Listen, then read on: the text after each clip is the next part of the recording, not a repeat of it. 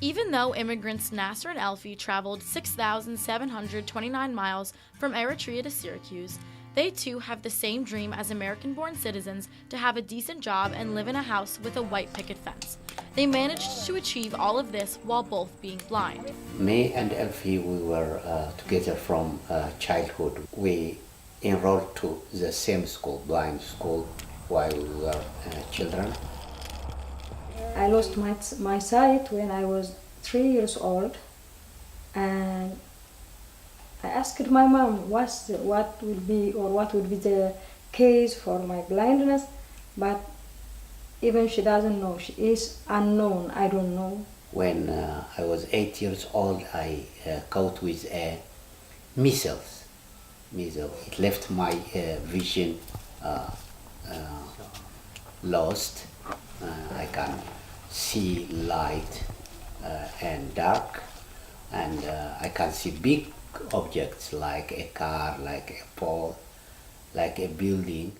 Their lives in Eritrea were far from ideal, especially with the conditions for the visually impaired.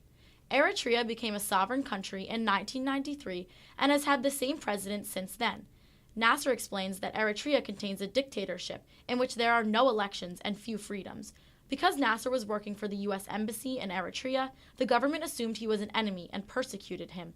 He was forced to leave his country and family behind to become a refugee. Not only was he running for his own safety, but he also wanted to give his family a better life.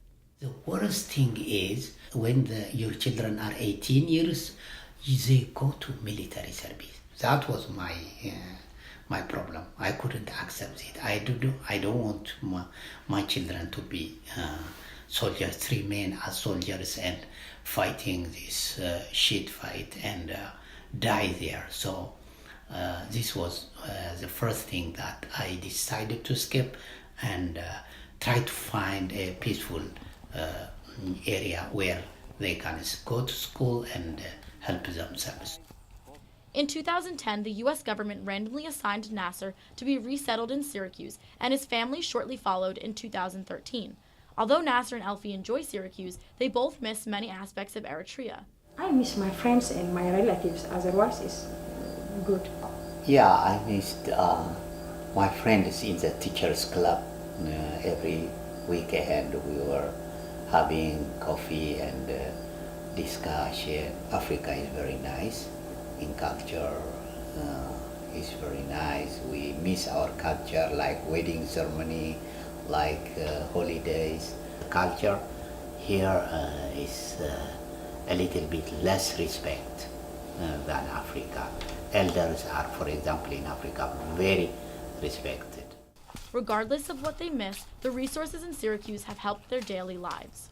In our daily life, our daily activities, we wake up like everyone at 5, and Elfey prepares the breakfast. Everything I can do in the kitchen, because from the beginning, when we were in the blind school in Asmara, they teach us. So we eat the breakfast and do our personal hygiene, so we will be ready to go to work. Although they both are currently employed, it was not easy for Nasser in the beginning.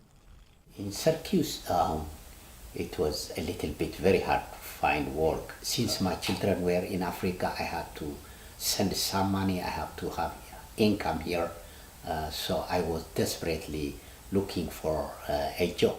He initially found work as a translator for the Eritrean community in Syracuse. While exploring the internet, Nasser came across CABV, or the Central Association for the Blind and Visually Impaired, in Syracuse. He applied and was given a full-time regular job. Elfey later joined him there. The work in CABV, I like it. I'm doing now packing gloves, so it's so simple and I like it very much, no problem.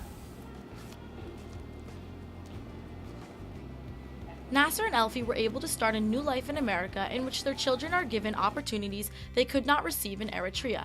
The couple has proven that their visual impairment did not limit their abilities to overcome the odds of successfully transitioning to a new life in Syracuse.